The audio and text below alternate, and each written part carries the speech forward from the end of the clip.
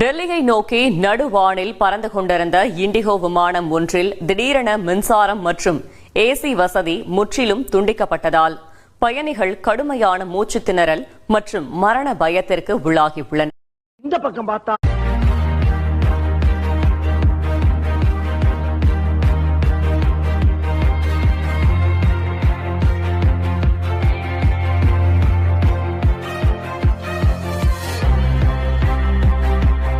இந்த பக்கம் பார்த்தா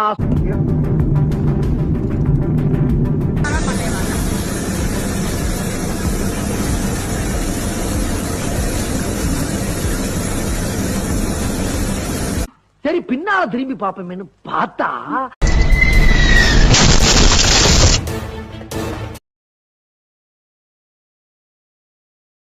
ரைட்லா ரைட் இருந்தா ஊருக்கு இல்லைன்னா சாமிக்கு.